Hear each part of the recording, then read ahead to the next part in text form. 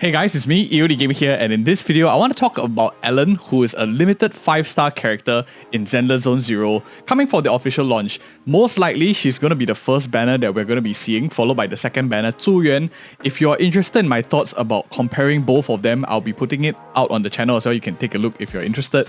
But in this video, I want to specifically give a tier list rating for any of you who want to know exactly where she fits in my perspective. I've already done a tier list on the 5-star standard characters. If you're interested in more or like comparing, this is going to be like comparable to the 5-star standards if any of you who just want a bit of comparison to at launch. One key factor is this is at launch. If you're watching this in a rerun banner or something, it's not going to be as accurate because specifically we want to talk about value at launch, and let's get into it.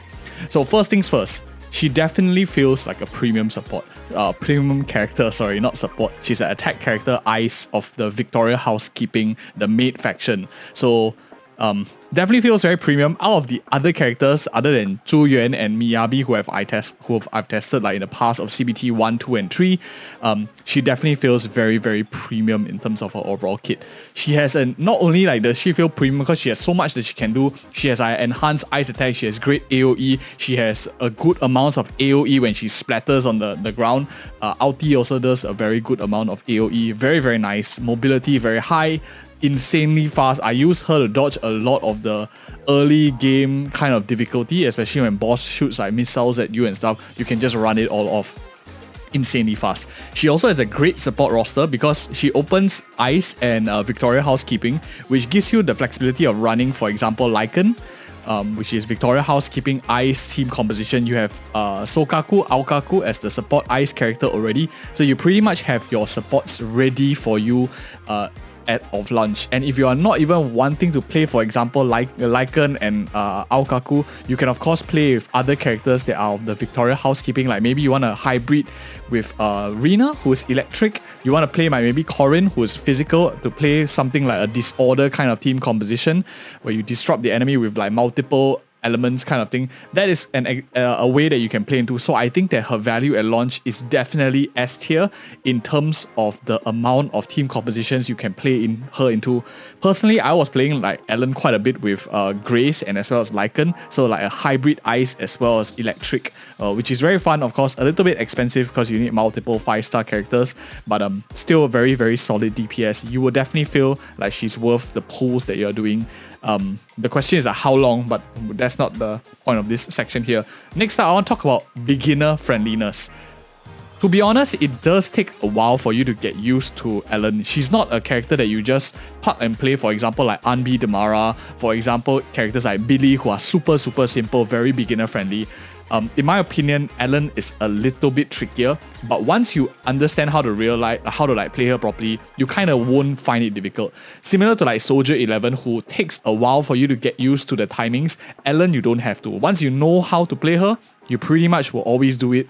Very simple. You don't have to play like a rhythm game like Soldier 11. So skill cap, I would say A+. This can easily be fulfilled with knowledge, and then she becomes very easy to play. You can just watch one guide, and pretty much that's all that you need as well.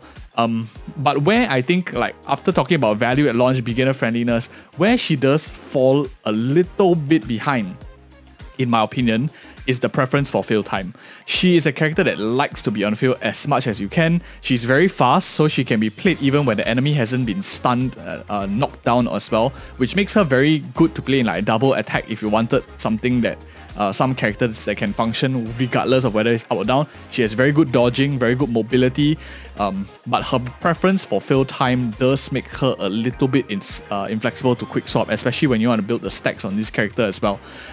For that reason, my playstyle personally is more of a quick swap, versatile playstyle that allows me to go both into quick swap as well as on-field field time. Characters that can do both, in my opinion, push up versatility.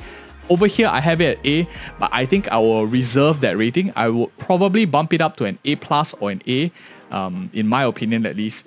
If you're talking about playstyle, she's an A, she's likely going to be on field, but versatility for team compositions that she can fulfill, I think is slightly higher, and any of you who are listening to the narration would find it useful. Why is there like 2 ratings? So the difference is team compositions A+, she can fit into many as of launch of course, and in terms of versatility, A, because she does want a little bit more field time. And the next section here is late game. I said audio here because it's a bit difficult to explain. This character is a bit tricky to rate because of the boss typing. At an early game, if you talk about who is the first character that help you score as many points as you can in the Hollow Zero, to clear as far as you can, get as quick clears as you can, in the early game, a character that is a 5-star limited will help you push deeper. And if you look at the starting roster, we don't have too many limited 5-stars at the very beginning. Similar to any of you who played Genshin Impact with Venti or Zilla in Honkai Star Rail, you will know that the first banner character does make a massive difference in Hoyoverse games, and Alan is no different. So I would generally see that most Alan players will progress much faster and deeper than a lot of the other characters, until of course a second limited banner comes around. Then it becomes like more fair, and slowly as the game goes by, of course there's power creep, blah blah blah, but that's beyond the conversation of this point. Late game, I think she's very strong. She works very well against all of the early in terms of Zenless Zone Zero longevity, how long it has been out. 1-2 months I consider very early. Early game bosses, very strong. She's good against most of them. She can clear all the way to the end game content. I've already done a full clear of the hardest content in Zenless Zone Zero on the channel. You can click on it in the live section. You can see us struggle also, but Alan was part of that clear. Other team compositions, if you're wondering, if you don't have Alan, are you doomed? No, it's not. We actually did do another video on the channel where we talk about other teams that were very popular in the betas, which also pushed very far. So you can check that out if you're interested. Overall, if I were to give a rating for this character, what do I think? In my opinion, Alan is probably one of the best in class characters as of launch. If you don't count Zhu Yuan that's coming in the second half, we will talk about her in another video. I don't want to like compare both of them in this video. If you like Alan, I think you will find that she's a great character at the start. A melee unit with insane mobility. No other melee unit in the game has close to her amount of movement. Not even Nekomata. Nekomata is just great at like dodging a very short instance of attack. Alan has slightly long animation time, but her speed, her mobility is ridiculously fast. She's probably the fastest character out of all of them. Maybe bear with Rina. Rina is probably maybe on the same level of mobility as Alan, but still melee character, insanely good. One of the best at launch I put here. She simply just feels like a premium unit, and you will feel the same way if you're pulling Alan as well. Very strong character. Overall rating, I think she's S tier.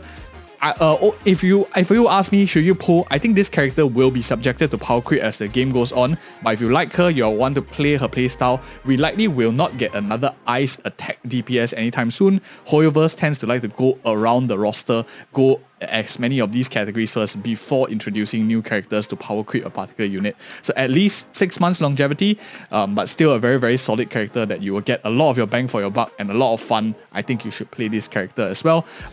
Will I think she lasts very long? No, probably not. Power creep definitely will creep in faster, especially for attack characters. You already have like how many? 7 at launch, definitely more to come.